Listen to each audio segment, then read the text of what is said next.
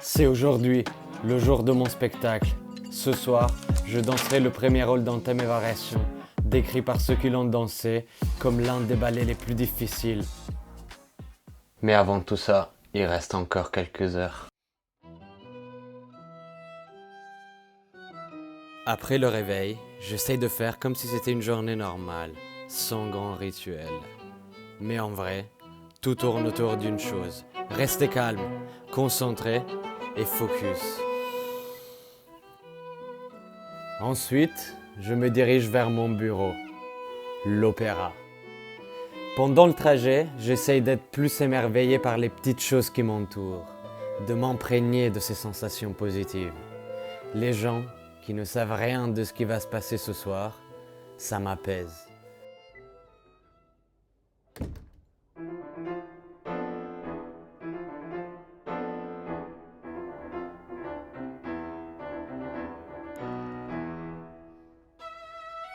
Pendant le cours de danse, je me force à ressentir au maximum mon corps, à le chauffer doucement et à comprendre par quelle voie je vais l'amener ce soir, là où je veux. Mais la préparation de ce spectacle m'a fait connaître un moment bien difficile. Une blessure qui m'a forcé à m'arrêter, à manquer un spectacle. Sur le moment, j'ai eu peur de ne pas revenir, de ne pas être prêt à nouveau. Les doutes m'ont envahi. Est-ce que je suis assez bon pour y arriver? Quel sens je veux donner à ce spectacle? Est-ce que je serai fier de moi en sortant? Mais pourquoi je pense à tout ça? Je devrais juste profiter et être en gratitude. Du coup, dans ces moments de stress, je visualise. Le travail fait en amont est indispensable pour créer la confiance dans les gestes, dans la technique et aussi la complicité avec la partenaire. Mais avoir le courage de la scène, c'est différent. Oser quand la seule chose qu'on a envie de faire, c'est de se rassurer en faisant moins. C'est cette ligne fine entre le contrôle et le lâcher-prise qui crée le moment magique. Et je ne veux pas donner moins que ça. Non, jamais. Je me battrai toujours pour que ces moments aient du sens. Donc, j'essaye de me voir, réussir les parties dont j'ai peur, avoir les bonnes sensations, d'être le plus possible dans le personnage et dans le moment présent. Je conditionne mon corps et mon esprit à ce que ça soit le seul scénario possible.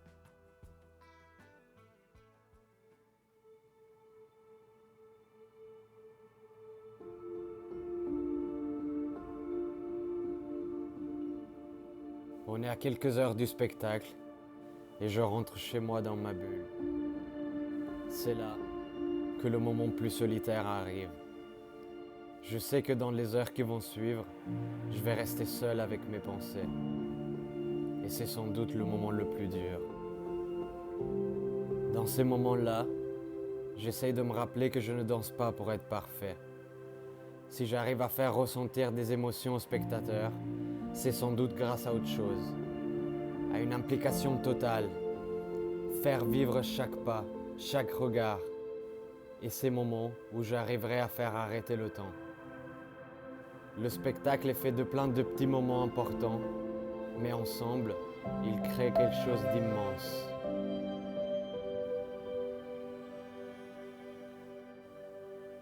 Je reviens à la vie réelle et je me dirige vers l'opéra. Ça me fait du bien de marcher, respirer un peu d'air frais.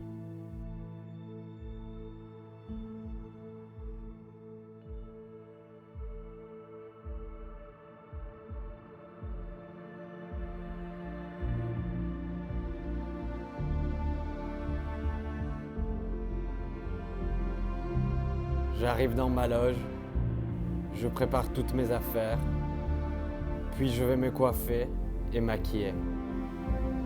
Lorsque je remonte dans la loge, je vois un message de mes parents. Ils sont arrivés. Je suis rassuré de savoir qu'ils seront dans la salle. Danser pour eux, c'est sans doute l'une des choses qui me rend le plus heureux. Je mets le collant et je file m'échauffer. Je suis enfin dans l'action et c'est là que je doute le moins. Mon mental et mon corps ne font plus qu'un. Je ressens une montée d'adrénaline pure et c'est bon. C'est une vraie raison de vivre ces moments. Le rideau est prêt à se lever. C'est parti.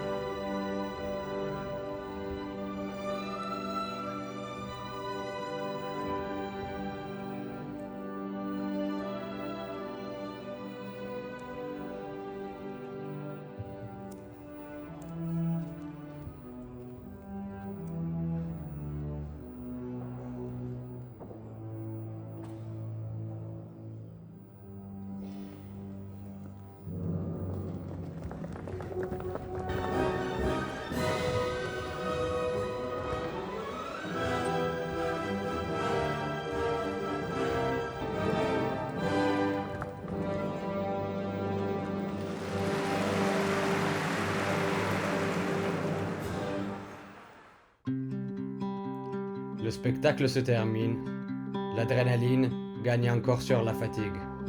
Mais je ressens un bonheur immense. La scène me donne des émotions qui sont dures à expliquer. Être corps et âme dans le moment, l'échange avec le public, c'est si satisfaisant. On remercie beaucoup tous ceux qui nous ont entourés pendant cette préparation et je me dépêche pour sortir voir mes parents. Les voir fiers et émus est le plus beau cadeau que je puisse leur rendre après tous les sacrifices qu'ils ont fait pour moi. Aussi ma grand-mère, qui malgré son âge, prend toutes ses forces pour changer de pays et venir me voir. Je suis heureux. Le fait de faire ces rôles, ça me permet d'avoir des occasions de les voir plus souvent. C'est aussi pour ça que je lâche pas. Pendant le chemin du retour, j'ai du mal à être à 100% avec eux parce que je me repasse tout le ballet 1000 fois dans la tête et ça m'épuise. D'un coup, c'est le vide. Je réalise que cette montagne que j'escaladais était juste un moment éphémère. Il n'y a déjà plus rien. Le bonheur de la scène est dur à trouver ailleurs. Pendant longtemps, j'ai pas toujours su comment gérer tout ça. Maintenant, je sais que j'ai besoin d'être à côté des gens qui comptent pour moi. Je me rends compte que je me cherche derrière tous ces personnages, ces ballets et tous ces processus de travail. Dans chacun d'eux, il y a une partie de moi à découvrir. En repensant à tout ce chemin, je me dis que même les blessures ont un sens. Elles m'ont forcé à ralentir, à écouter mon corps, à comprendre pourquoi je danse vraiment. Peut-être que sans obstacle, on ne ressent pas les choses aussi profondément. Le fait de créer quelque chose qui n'est pas palpable, c'est étrange. On crée des énergies, des moments qu'on laisse aux gens. Et ce qui me reste, c'est des sensations et l'assurance d'avoir accompli ma mission. Évincer l'envers du décor pendant l'instant T du spectacle.